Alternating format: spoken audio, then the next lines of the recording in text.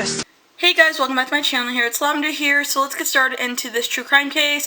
Today I'm doing a true crime case, Karen Silkwood, and the conspiracy around her death. Was this a Catless Pig cover-up murder? Was she murdered by Porky? Damn right in my opinion, but let's get started into this true crime case story. So here we go. So Karen Silkwood, she was hired at the McGee Crimson Fuel fabrication site plant near Crescent, Oklahoma back in 1972. Silkwood joined the local oil, chemical, and atomic workers union and took part in a strike at the plant. After the strike ended, she was elected to the union's bargaining committee, the first woman to achieve that position and status at the McGee plant. She was assigned to investigate the health and safety issues of the plant. She discovered what she believed to be numerous violations of health regulations and safety, including exposure to workers to contamination of chemicals, faulty respiratory equipment, and improper storage of samples. She believed the lack of sufficient shower facilities could increase the risk of employee contamination, and on November 5th, 1974, she performed a routine self-check and found that her body contained almost 400 times the legal safe limit for plutonium contamination. She was decontaminated at the plant and sent home with a testing kit to get a better analysis. Although there was plutonium on the inner portions of the gloves, which she had been using, the gloves did not have any holes in them. This suggests that the contamination had come not from inside the glove box, but from some other source. The next morning, as she headed to a union negotiation meeting, Silkwood again tested positive for plutonium. Although she had performed only paperwork duties that morning, she was given a more intensive decontamination on November 7th. As she entered the plant, she was found to be again dangerously contaminated, expelling contaminated air from her lungs and her lungs cavities.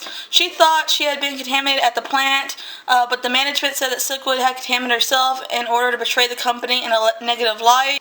Karen Silkwood had assembled documentation for her claims, including company papers. She was going to go public saying that this company knowingly was poisoning, their workers, and they didn't care because all they cared about was money, because that's how capitalism is.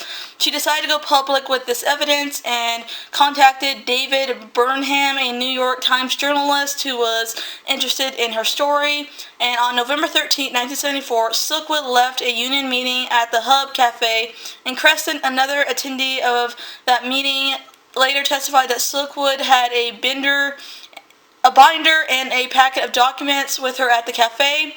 Silkwood got into her Honda Civic and headed alone for Oklahoma City to meet with the reporter. Silkwood's body was found in a ravine in her car that had run off the road and was struck from behind. The car contained none of the actual documents that she had, which proves again that someone stole the documents because they were trying to do a Catless Pig cover-up. Some journalists have theorized that Silkwood's car was rammed from behind by another vehicle with the intent to cause an accident that resulted in her death. Skid marks from Silkwood's car were present on the road, suggesting that she was trying to get back onto the road after being pushed from behind from another vehicle.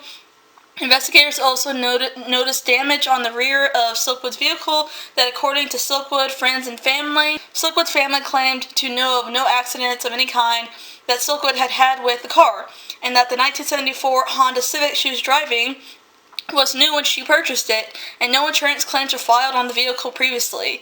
Silkwood's relatives, too, confirmed that she had taken the missing documents to the union meeting and placed them on the seat behind her, and they were missing, which proves it's a Catless Pig cover, because documents don't go missing. According to her family, she had received several threatening phone calls very shortly before her death, threatening her life. This leads me to think this was a Catless Pig cover-up because, you have a car that's obviously hit from behind. You have Catless Pigs that are out to get her because they don't want to expose and lose profits. It all makes sense. Putting profits over lives again, that's how capitalism works, as usual. If you want to know the outcome of this case, they just said it was an accident. The police said it was an accident, but it's not, because you have to remember that the police work for Porky. The police are the Catless Pigs watchdogs, so you can't trust the police because, they're the Catless Pig watchdogs, and you can't trust the company because they're Catless Pigs. So this is a cover-up because, the Catless Pigs don't want to lose profits, and then the police are Porky's, minions. So if you guys like this video, don't forget to comment, like, and subscribe. Bye guys, see you next video.